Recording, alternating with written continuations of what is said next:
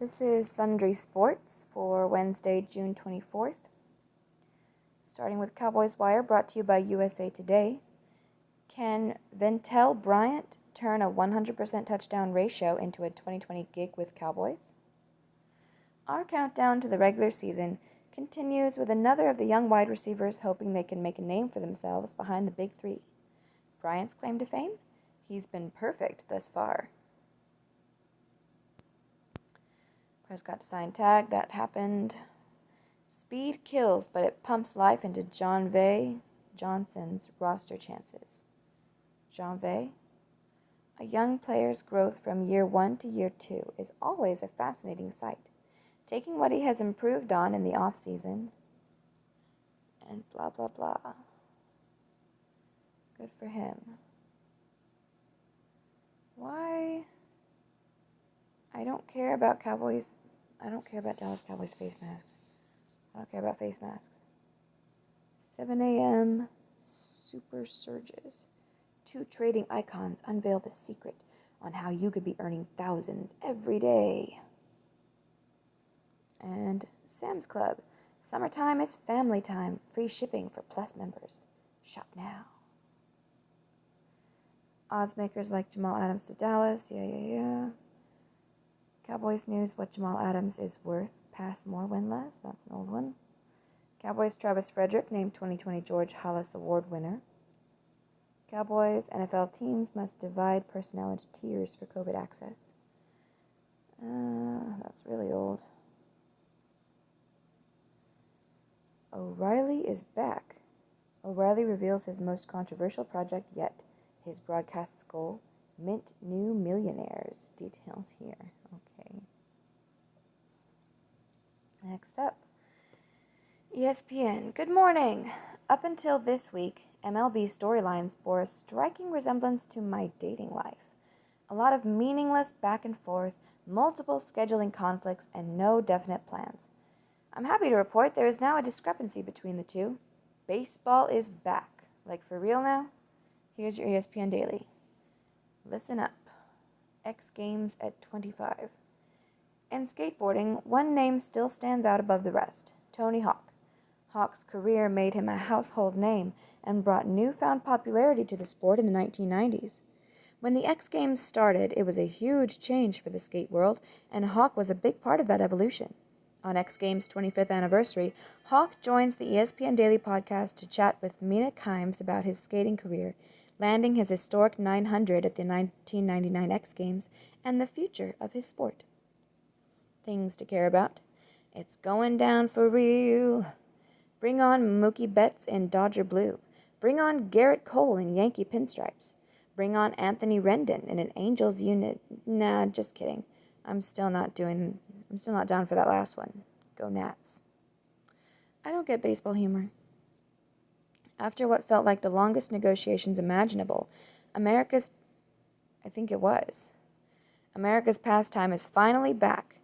The Major League Baseball Players Association and the league ironed out the final details Tuesday ahead of a return to play that will see players report to camps by July 1st and play a 60-game season starting July 23rd or 24th in empty ballparks. Sure, we could choose to ruminate on why it took so long for Major League Baseball and the Players Association to get to this moment, or why the stewards of the game recklessly dragged it over the past 6 weeks, or why the relationship between the union and MLB is so toxic and unproductive.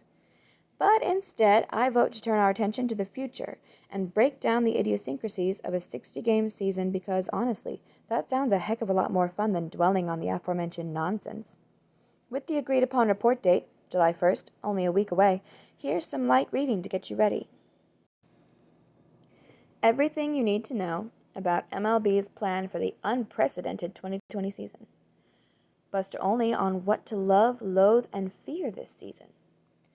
The top 60 storylines for the 60-game season. All the wild stats we could see in a 60-game season.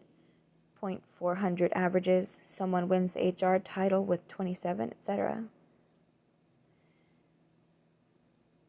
The evolution of Lionel Messi. Messi's league rankings, successful dribbles. Okay. Infographic. For more than 15 years, Lionel Messi has been Barcelona's main man, scoring and assisting hundreds of goals and winning countless trophies. But Messi's game hasn't always been exactly what we see today. It has changed over time, and as he has aged and his supporting cast has changed. On Leo the Goat Messi's 33rd birthday, today, Gab Marcotti digs into some of the data that illustrates how La Pulga went from Ronaldinho's Barcelona understudy to one of the greatest to ever do it. Things to watch. Beware of the bears. It's all fun and games until you accidentally scooter up on 2 bears in your driveway. Dallas Cowboys safety Clinton Dix took 0 chances during an unexpected encounter that was captured on surveillance video Monday night. Upon spying the intruders, read bears, Clinton Dix quickly threw his ride, stopped on a dime, turned, and bolted in the other direction. Clinton Dix shared the hilarious incident on Instagram with the caption, "I played D. Gotta be ready to go. A little high on my flip turn, but the drive was there. I ain't know how many was over there. Suffice it to say, didn't want no smoke." Suffice it to say. Oh. Definitely smart to run, seeing as that's a bear cub right there, so probably the mama too. Overheard. People don't realize all the time that us athletes, we're human. We make mistakes. We get addicted to things. We sin. We're human. I think sometimes we get put on this pedestal where we can't make mistakes. I've fallen as short as anybody. Ben Roethlisberger on fighting off-the-field addiction issues. Huh. Didn't know he had them. Remember when? If tennis matches adhered to the same naming conventions as Friends episodes, just go with it. This would have been the one that would not end. On this date in 2010, John Isner beat Nicholas Mahut in the first round at Wimbledon after a record 11-hour, 5-minute battle that spread over 3 days. Wow.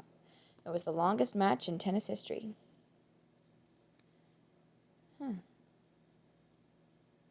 Until next time, remember, today marks the 28th anniversary of when Shaquille O'Neal was drafted number 1 overall by the Orlando Magic.